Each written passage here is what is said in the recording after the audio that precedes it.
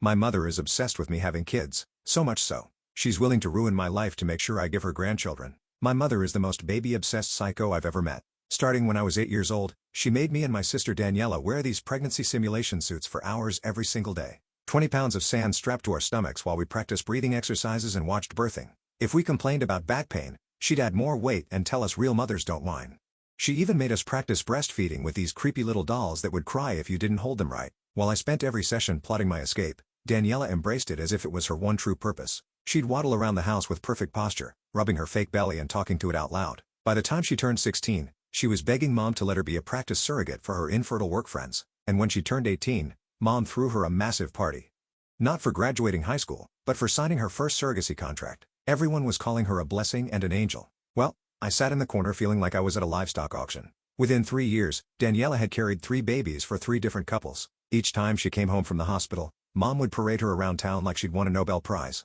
Look at my generous daughter, giving the gift of life. Meanwhile, I was getting a biomedical degree, volunteering at women's shelters, and learning about bodily autonomy, but none of that mattered. Such a waste of a perfectly good uterus, Mom would tell anyone who'd listen. Her sister has blessed 3 families while this one hoards her fertility for herself. The most terrifying part was watching Daniela deteriorate. After her 4th pregnancy at 22, she could barely walk without pain. Her hips were destroyed, she had constant infections, and her hair was falling out in chunks. But when I tried to talk to her about it, she grabbed my hands with tears in her eyes. "Maria, this is what I was made for. My body is a vessel for miracles. Why can't you understand that?" That's when I knew she was gone. So I played along just enough to keep Mom off my back, told her I was considering pregnancy, wore looser clothes to family events, even Googled fertility clinics in front of her, all while secretly taking the LSAT and applying to law schools across the country, LOL. I specialized in reproductive rights and medical ethics, spending years helping women escape forced pregnancy situations. By 28, I was finally making a difference. So when Mom invited me to Daniela's celebration dinner, I figured it was just another pregnancy announcement. Boy, was I wrong? Turns out it was an effing intervention. "Sweetie, you're not getting any younger," Mom announced while Daniela sat beside her, belly swollen with pregnancy number 4. "So I've taken the liberty of starting your fertility treatments." Before I could respond, she pulled out a syringe filled with hormones. "Just a little boost to get those eggs flowing." I jumped back. Daniela grabbed my arms from behind. "Please, Maria, just try it. I've already found the perfect couple for your first baby." I screamed and fought, but Mom was already coming at me with a needle. That's when I noticed the other syringes on the table. They've been planning this. As Mom plunged the needle into my thigh, I felt the cold liquid burn through my muscle. Within minutes, my vision blurred and my ovaries felt like they were on fire. Through the haze, I heard Mom on the phone. "Yes, we started the protocol. She'll be ready for harvest in 2 weeks." That's when I realized this wasn't just about family pressure anymore. This was trafficking. I woke up in the ICU with ovarian hyperstimulation syndrome so severe they nearly had to remove everything. My mom stood towering over me. "We only brought you here because we wanted to save your womb," was the first thing she said. I pressed the red button for the nurse. She took one look at my mom and escorted her out to perform private examinations. As soon as we were alone, I felt even worse because she wrapped her arms around me and asked if I was okay. I broke down crying because the whole thing made me realize how terrible my mom actually was. I ended up opening up to her, and she seemed completely shocked by what I said and asked me to repeat everything. The next hour consisted of me completely unloading everything. The surrogacy, the favoritism, the abuse. As soon as I was done crying, she called hospital security to ban my mother from my room, and I didn't know it at the time. But with the help of just one nurse, I was about to make my family pay. The nurse returned 20 minutes later with a uniformed officer who introduced himself as Detective Rodriguez from the Domestic Violence Unit. He pulled up a chair beside my bed while the nurse adjusted my four. "Maria, I specialize in cases involving reproductive coercion and forced medical procedures," he explained, pulling out a small recorder. "What your mother did constitutes assault. And based on what the nurse told me, this might be part of a larger pattern." Through the glass window of my room, I saw movement in the hallway. My mother was trying to push through the emergency exit door. Her face twisted with rage. She spotted me looking and pressed against the glass, mouthing words I couldn't hear at first. Then she exaggerated her lip movements. "Ungrateful batch." My phone started buzzing on the bedside table. Detective Rodriguez glanced at it as message after message popped up on the screen. "May I?" he asked, and I nodded. The texts were all from Daniela. "How could you involve police? Mom was helping you. You're destroying our family. All she wanted was for you to experience motherhood." Detective Rodriguez set the phone down carefully. "This isn't the first complaint we've received about forced fertility treatments. There's been a pattern, particularly involving medical practitioners at certain clinics." He paused, studying my reaction. "Your mother, does she work in the medical field?" My stomach dropped. "She's a receptionist at Blessed Beginnings Fertility Clinic." His expression darkened. A hospital social worker knocked and entered. A middle-aged woman with kind eyes who froze when she saw my chart. "Maria Gonzalez. Your mother is Patricia Gonzalez. You know her?" The social worker hesitated, clutching her clipboard tighter. We've had some interactions. Let me get you some resources. She fumbled through her papers, clearly uncomfortable. Detective Rodriguez made notes while I described the intervention dinner. The social worker kept glancing at the door, and I noticed her hands shaking slightly as she handed me pamphlets about domestic violence resources. I need to check something, I said, reaching for my phone. I logged into my medical portal, scrolling through recent documents. There it was, dated 3 months ago, right after I'd casually mentioned to Mom that James and I were thinking about our future. My medical power of attorney had been changed to my mother. This isn't my signature, I said, showing them the document. The handwriting was similar to mine but slanted differently, the way someone might write if they were tracing. Before anyone could respond, a man in an expensive suit strode into the room. I'm representing Patricia Gonzalez. I understand there's been a misunderstanding regarding my client's daughter's medical care. That was fast, Detective Rodriguez muttered. The lawyer smoothed his tie. Maria is clearly suffering from hormone-induced psychosis. Her mother was simply trying to help when Maria became violent. We're requesting an immediate psychiatric evaluation. I'm not psychotic, I protested. The hormones in your system suggest otherwise. Ovarian hyperstimulation can cause severe mood disturbances, paranoia, even hallucinations.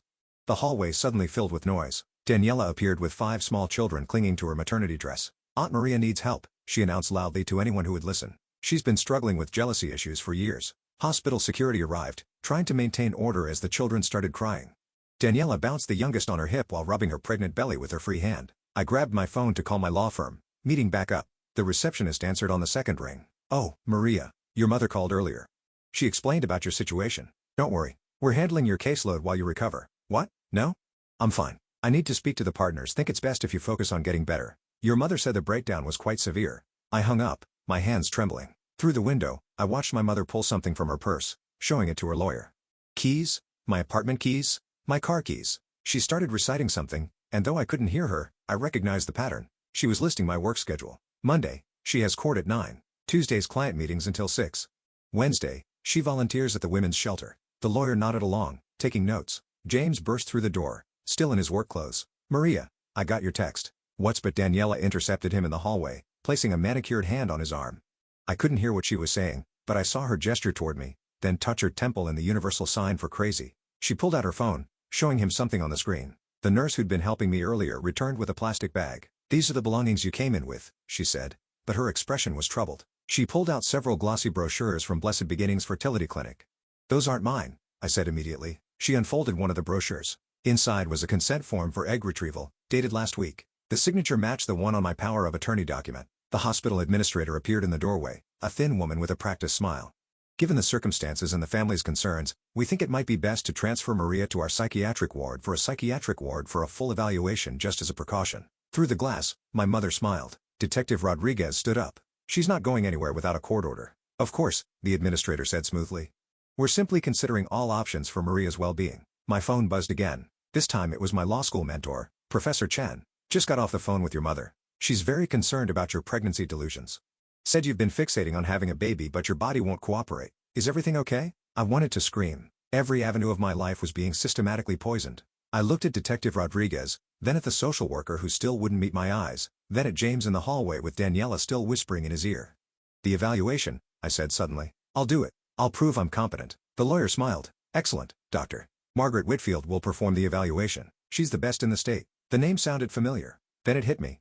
Mom's book club. Dr. Whitfield had been coming to our house for monthly meetings for over a decade, but it was too late to take it back. The administrator was already making arrangements, and my mother smiled through the glass that turned triumphant. The nurse squeezed my hand as she checked my 4 one more time. She leaned close, pretending to adjust my pillow. Whatever happens, don't sign anything else, she whispered. And check your phone's location settings. Someone's been tracking you. As everyone filed out to make arrangements for my evaluation, I noticed something else. Daniela was showing James her phone again, and this time I caught a glimpse of the screen. It was a text conversation, but not recent ones. These were from 2 years ago, when James and I had first started dating, and I'd mentioned that maybe someday, far in the future, we might want kids. She was building a case that I'd always wanted children, that this is all my own frustrated desire manifesting as paranoia. And from the look on James' face, it was working. The psychiatric evaluation was scheduled for tomorrow morning. As I lay in that hospital bed, watching my mother orchestrate my destruction through a pane of glass, I realized the true horror of my situation. She'd been planning this for years, waiting for the perfect moment to spring her trap, and I'd walked right into it. The psychiatric evaluation was set for 8 a.m. I spent the night rehearsing answers in my head, trying to anticipate Dr. Whitfield's questions. The nurse from earlier shift had slipped me a sedative, whispering that I'd need rest to appear stable, but sleep wouldn't come. Every time I closed my eyes, I saw my mother's triumphant smile through that glass. Around 3 a.m., my phone lit up with an Instagram notification. Daniela had posted a photo from last month's family dinner. There I was, slumped in my chair, eyes glazed. The caption read, "Praying for my sister's fertility journey. Some women struggle more than others to accept their maternal calling." Posted 3 weeks ago, but I was just seeing it now. The comments were full of sympathy for her and concern for me. I scrolled through her feed with growing horror. She'd been documenting my journey for months. Photos of me at family gatherings, always looking tired or distracted, captions about my baby fever and fertility struggles. In one video, I was playing with her youngest daughter, and Daniela had added text overlay. "She'll be such a good mom when she stops fighting nature. Nature." My work email pinged, then pinged again, and again. I opened it to find my inbox flooded with messages. The subject lines made my blood run cold. "Thinking of you during this difficult time. Take all the time you need. Your health comes first." My mother had sent an email to my entire firm from my account. I read it with shaking hands. "Dear colleagues, I'm writing to inform you that I'll be taking an indefinite leave of absence to address some personal matters. As many of you know, I've been struggling with fertility issues, and the emotional toll has become overwhelming. My family is helping me get the treatment I need. Please redirect all urgent matters to the managing partners. Thank you for your understanding during this difficult time, Maria." The timestamp showed it was sent at 2:47 a.m. While I was lying here wide awake, I tried to log into my work account to send a retraction, but my password had been changed. My hands fumbled with the password reset, but the recovery email had been switched to one I didn't recognize. My mother had locked me out of my own professional life. 3 of my clients had already responded with supportive messages, women I'd helped escape abusive situations, now believing I was having a mental health crisis. One wrote, "I always sensed you carried deep pain about motherhood. Please don't let it consume you like it almost consumed me." The irony made me want to vomit. By 6 a.m., the psychiatric ward's morning shift was arriving. I watched through my door's window as staff members whispered to each other, glancing in my direction. News traveled fast in hospitals. They all knew I was the woman who'd attacked her mother for trying to help with fertility treatments. A breakfast tray arrived, but I couldn't eat. My hands shook too badly to hold the plastic spoon steady. When I tried to drink the juice, I noticed a bitter aftertaste and set it down immediately. After what I'd learned about the drugging at family dinners, I couldn't trust anything. Detective Rodriguez arrived at 7:30, looking exhausted. "I've been investigating all night," he said quietly, pulling his chair close. "Your mother's name appears in several concerning patterns at that fertility clinic. But, Maria," he hesitated, "the evidence is complicated. She's been very careful to make everything look like loving family support." "What kind of patterns?" I asked. "Young women, mostly from troubled backgrounds, who suddenly decide to become egg donors or surrogates after meeting with clinic staff. Your mother often handles their intake paperwork." He showed me a folder.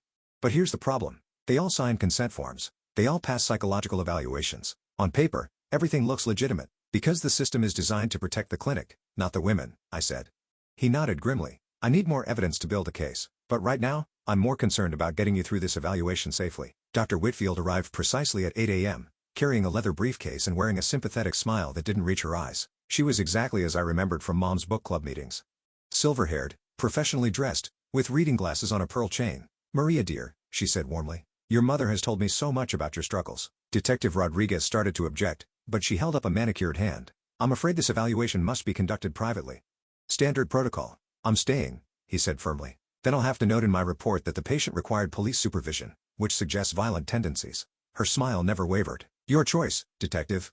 He looked at me, jaw clenched. I nodded slightly. We both knew she'd already made up her mind about her report. Having him removed would just give her more ammunition. After he left, Dr. Whitfield settled into the visitor's chair and opened her briefcase.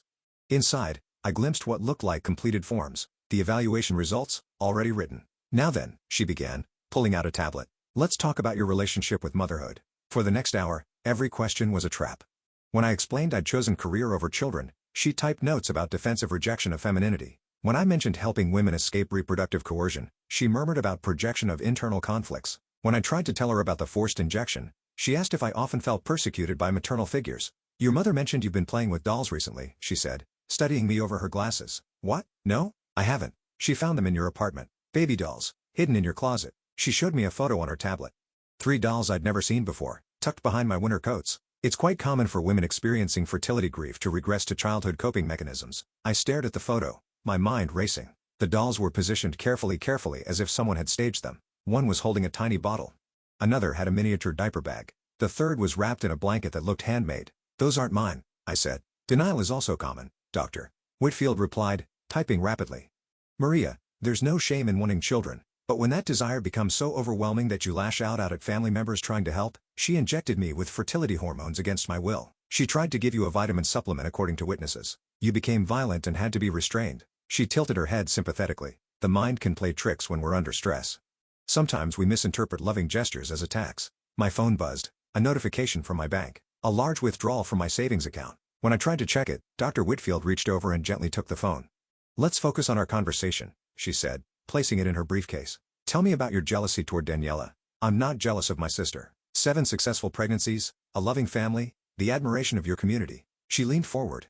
"Meanwhile, you've dedicated your life preventing other women from experiencing motherhood. Don't you see the connection? Every protest I made was twisted into evidence of my instability." By the time she finished, she painted a picture of a woman so consumed by fertility grief that she constructed an elaborate persecution fantasy rather than admit her own desires. "I'm recommending a 72-hour hold for observation," she announced, closing her tablet.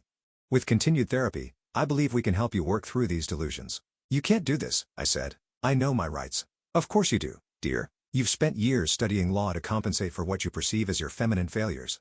She stood, smoothing her skirt. "The hold begins immediately. Psychiatric transport will be here within the hour." After she left, I grabbed the room's phone to call someone. Anyone, but who? My firm thought I was having a breakdown. My boyfriend was being poisoned against me by my sister. My bank accounts were being drained. Even my mentor had been reached by my mother's campaign. The transport team arrived while I was still holding the dead phone. 2 orderlies with kind faces and firm grips. They spoke to me like I was fragile, dangerous, unpredictable. The nurse who'd helped me earlier was nowhere to be seen. As they prepared me for transport, I saw my mother in the hallway. She was talking to Dr. Whitfield, occasionally dabbing at her eyes with a tissue.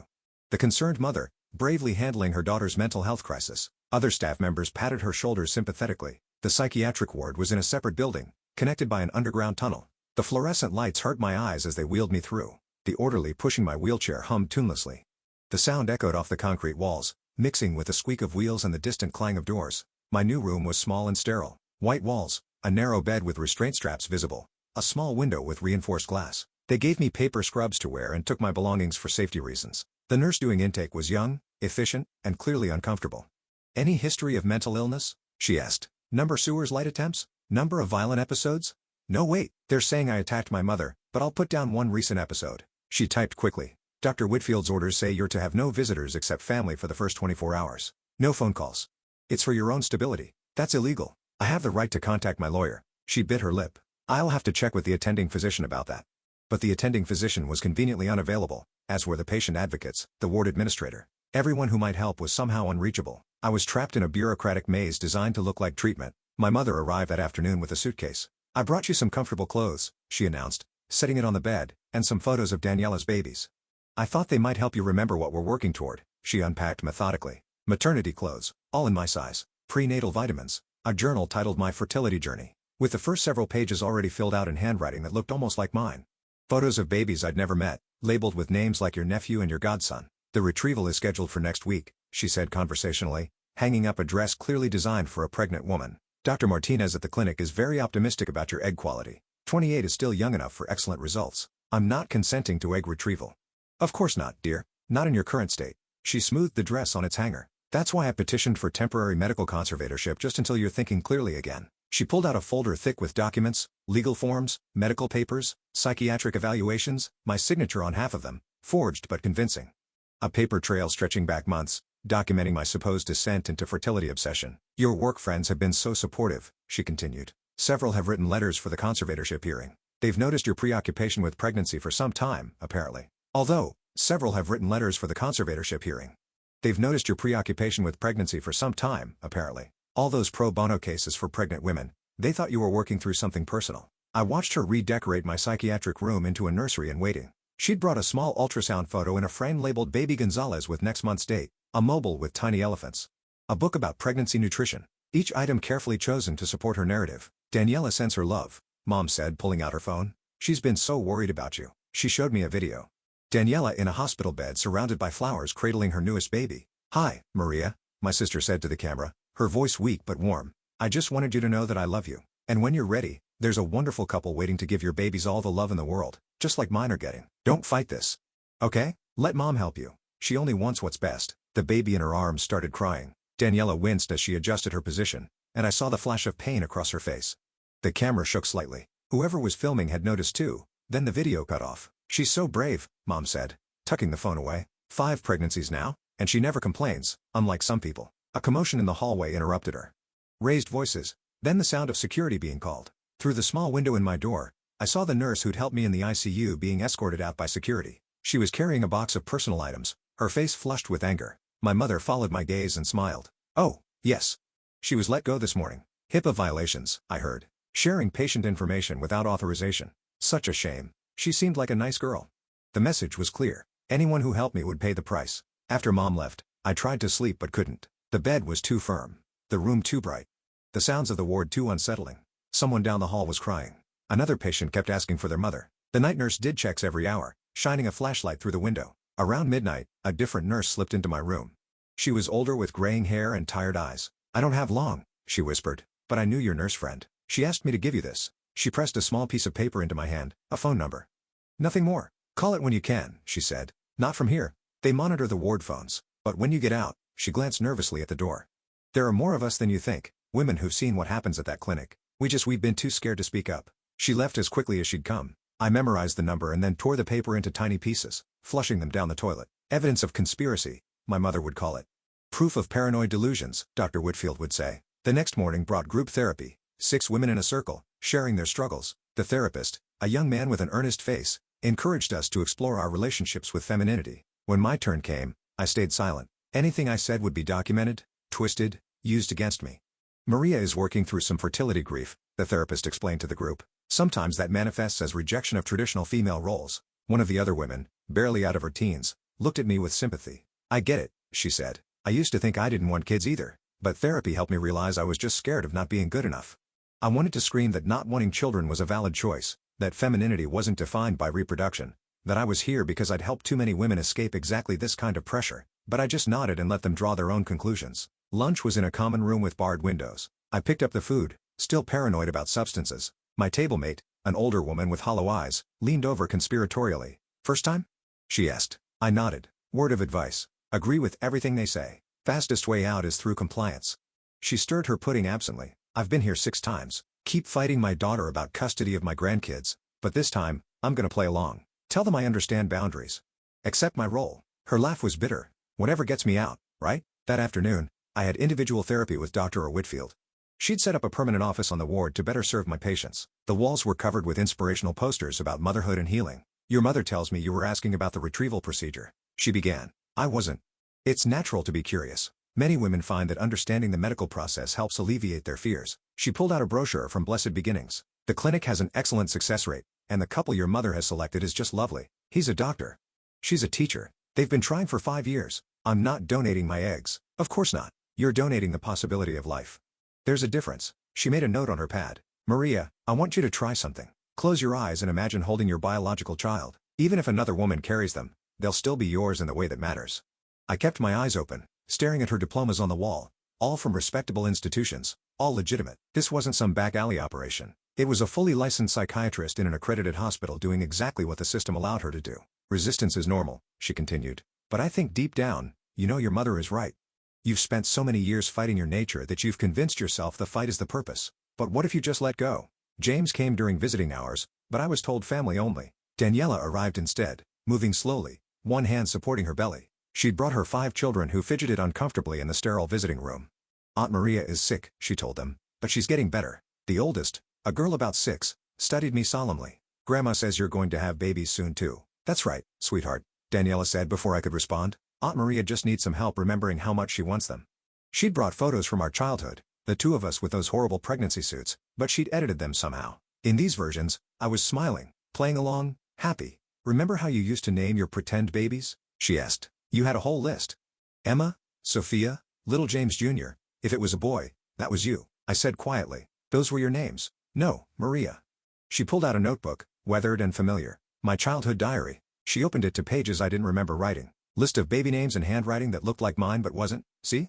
You've always wanted this. The stress just made you forget. The children watched our exchange with wide eyes. Learning, absorbing, seeing how Aunt Maria was being helped to remember her true purpose. The oldest kept glancing at her mother's swollen belly, then at my flat stomach.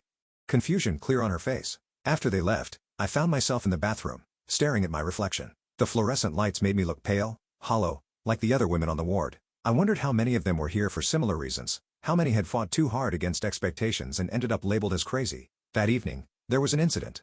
A new patient, young and terrified, had been brought in screaming about being forced to have a baby. Security had to restrain her while nurses administered sedatives. Through my cracked door, I heard fragments of her story. Religious parents, pregnancy pact, escape attempt. By morning, she was calm, compliant, sitting in group therapy talking about how she'd misunderstood her family's love.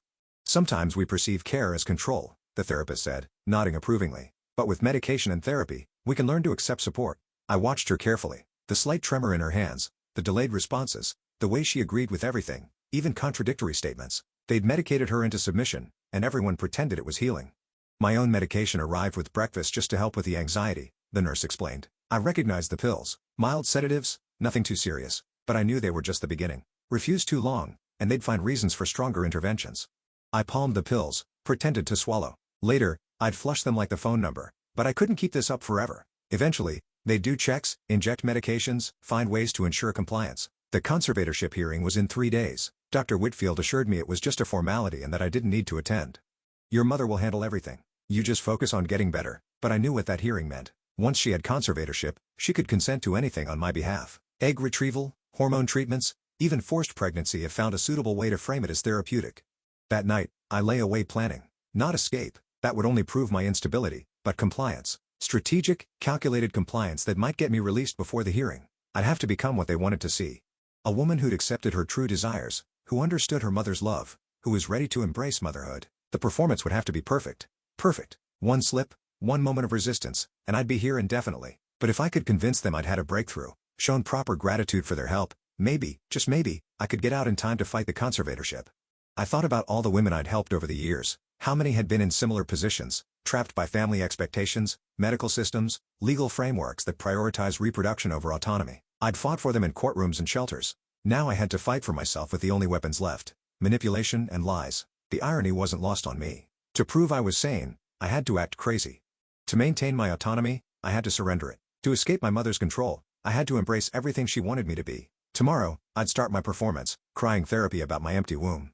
Thank Dr. Whitfield for helping me see the truth. Ask Daniela for advice about egg donation.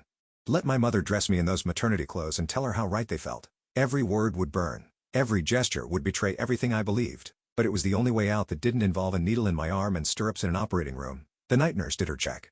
Flashlight sweeping across my face. I kept my breathing even, feigning sleep. Down the hall, someone was crying again. Or maybe still. In places like this, the crying never really stopped. 3 days. I had 3 days to convince them I was cured of the terrible affliction of not wanting children. 3 days to perform the most important act of my life. The real tragedy was that I knew I could do it. Years of watching Daniela had taught me exactly what to say, how to act, what they wanted to see. I could become the perfect patient, grateful for their intervention, eager to fulfill my biological destiny. And maybe that was the worst part, not that they were trying to break me, but that I knew exactly how to let them think they'd succeeded. The next morning, I woke with newfound determination. During group therapy, I raised my hand for the first time. I think I understand now, I said, letting my voice crack. All these years, I've been running from what I really wanted. The therapist leaned forward eagerly. Tell us more, Maria. I described a fabricated dream about holding a baby, watching the other women nod knowingly. When Dr. Whitfield arrived for our session, I was ready. I want to apologize, I began, twisting my hands on my lap. You were right. I've been using my career to avoid facing my fertility grief. She practically glowed. This is wonderful progress, Maria. For the next hour, I fed her exactly what she wanted to hear. How jealous I'd been of Daniela's pregnancies, how my work with reproductive rights was really about controlling what I couldn't have. By the end, she was typing furiously, documenting my breakthrough. I think we should tell your mother, she said. She'll be so relieved. When Mom arrived that afternoon, I was wearing one of the maternity dresses she'd brought. The fabric hung loose on my frame, but I kept rubbing my flat stomach the way I'd seen Daniela do countless times. Oh, sweetie, Mom said, tears in her eyes. You look so natural. I let her hug me, fighting the urge to push her away. I'm sorry I fought you, I whispered. You were just trying to help. She pulled back, studying my face. For a moment, I thought she saw through the act. Then she smiled and pulled out her phone. Daniela needs to hear this, she said, already dialing. I spent the rest of the day performing, asking Mom about the egg retrieval process, looking at photos of the couple who wanted my eggs, even practicing breathing exercises from those horrible childhood sessions. Dr. Whitfield was so impressed that she mentioned possibly expediting my release. If you continue showing this level of insight, we might not need the full 72 hours. That night, I couldn't sleep. Tomorrow was crucial. I needed to maintain the performance while somehow getting access to a phone or computer. The conservatorship hearing was in 2 days, and I had to find a way to contest it. The next morning brought a surprise. James arrived during visiting hours, and this time, they let him in. He looked exhausted, conflicted. Your mom said you're doing better, he said carefully. I wanted to scream the truth, but I knew they were probably monitoring us. Instead, I reached his hand. "I've been so confused," I said. "But I'm starting to understand what I really want." He studied my face, and I tried to communicate silently. His eyes widened slightly. Did he understand? "Maybe when you get out, we can talk about our future," he said slowly. "I'd like that," I replied, squeezing his hand 3 times. Our old signal for play along. After he left, I felt a spark of hope. Maybe he hadn't completely bought Daniela's lies. That afternoon, I convinced the ward staff to let me use the computer in the day room to research fertility options. Instead, I quickly logged into my email through a web browser. My password still worked on my personal account. I fired off a message to a colleague who specialized in conservatorship law, keeping it vague but urgent. Then I checked my bank accounts. More money had been withdrawn. At this rate, I'd be broke within a week. Finding good information? The nurse asked, approaching. I quickly switched tabs to a fertility clinic website. "Just learning about the process," I said brightly. She smiled and moved on. I had maybe 5 more minutes before someone got suspicious. I navigated to the court website and found the conservatorship filing. My mother had claimed I was gravely disabled due to fertility-related psychosis. The hearing was scheduled for tomorrow at 2 p.m. I memorized the case number and courtroom, then cleared the browser history. If I could just get released in the morning, I might make it to court. That evening, Dr. Whitfield called an emergency session. My stomach dropped. Had they discovered my computer use? "Your mother told me you've been asking about specific fertility clinics," she said. "I'm so pleased with your progress that I'm recommending immediate release." I blinked.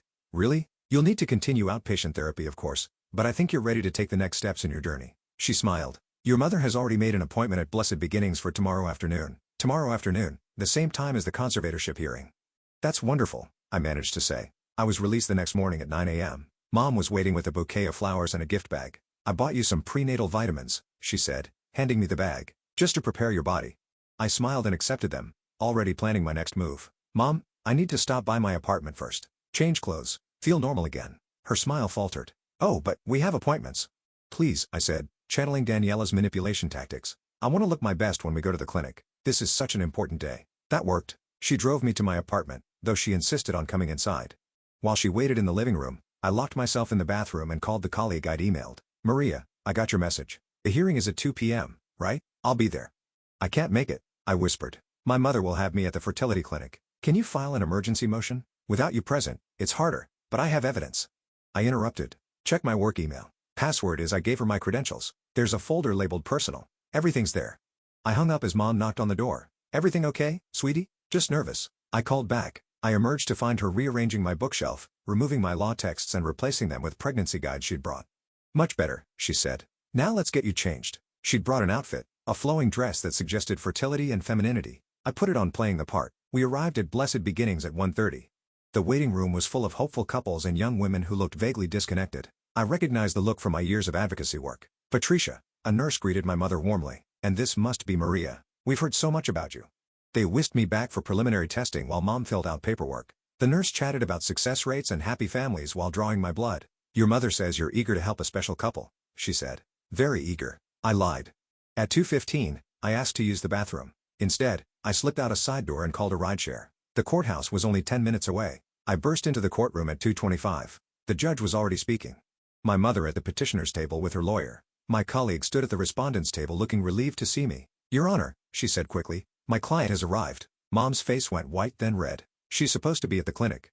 "Interesting," the judge said dryly. "Miss Gonzalez, are you here of your own free will?" "Yes, Your Honor. And I'd like to contest this conservatorship petition." The next hour was brutal.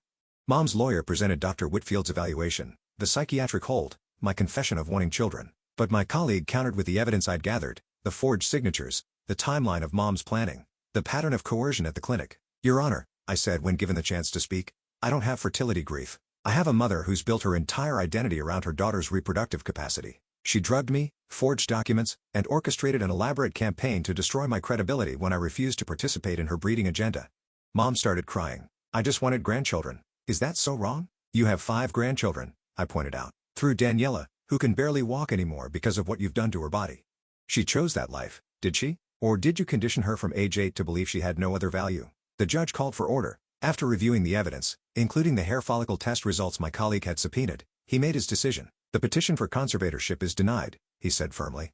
"Furthermore, I'm issuing a restraining order. Miss Patricia Gonzalez, you are to have no contact with your daughter, Maria." Mom wailed. Her lawyer whispered urgently in her ear, but the decision was final. As we left the courthouse, I saw Daniela in the parking lot, struggling to get out of her minivan with her swollen belly.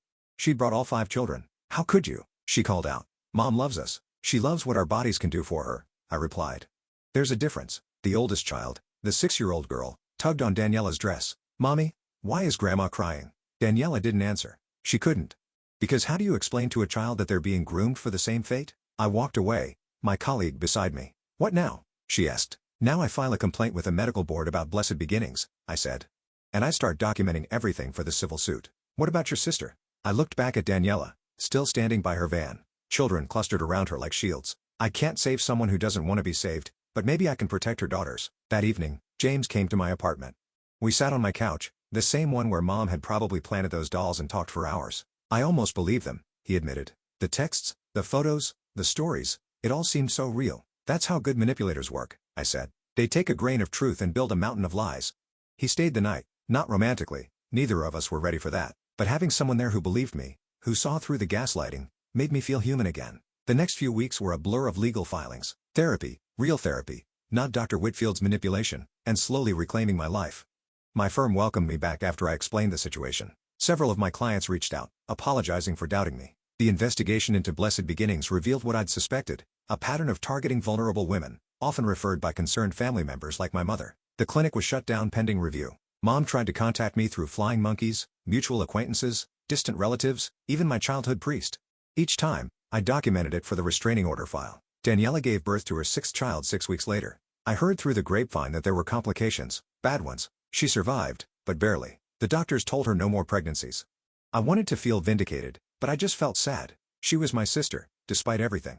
And now she was facing the reality of a body destroyed in service of someone else's vision. 3 months after the conservatorship hearing, I got a call from an unknown number. I almost didn't answer, but something made me pick up. Aunt Maria? A small voice said. It's Emma, Daniela's oldest daughter. Hi, sweetheart, I said carefully. Is everything okay?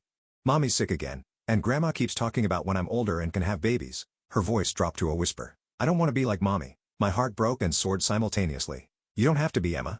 You can be whatever you want. Can I come see you sometime? Mommy says you're dangerous, but you don't seem dangerous. I'd love that, I said. But we need to make sure it's okay with your mom first.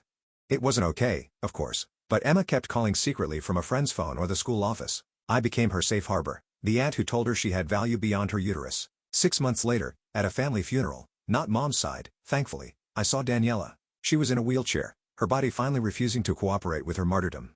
She looked at me across the church, and for the first time in years, I saw my sister, not the breeding machine Mom had created, but the girl who used to sneak into my room during thunderstorms. She didn't speak to me, but she didn't look away either. A year after everything happened, I was at a coffee shop when a young woman approached me. She looked familiar, but I couldn't place her. You're Maria Gonzalez, she said. You helped my friend escape her family. They were trying to force her to be a surrogate for her sister. I'm glad she got out, I said. She did because of you, because you fought back and made it public. She paused. I'm supposed to start fertility treatments next week. My mom's been planning it for years, but after seeing what happened to you, what you survived, I think I'm going to run instead. I gave her my card. Call me if you need help. She left and I sat there thinking about cycles, how they perpetuate until someone breaks them, how the breaking hurts everyone involved, how sometimes the only victory is preventing the next generation from suffering the same fate. My phone buzzed. A text from Emma, now 7 and sneaking her mom's phone. Grandma says I'm going to be a wonderful mother someday. I told her I want to be a lawyer like you instead. She got really mad. I smiled and typed back, good for you, kiddo. Stand your ground. The war wasn't over. It never really ends when family is involved, but battles had been won. Boundaries had been set, and somewhere out there, girls were learning they had options beyond what their bodies could produce for others. That had to be enough.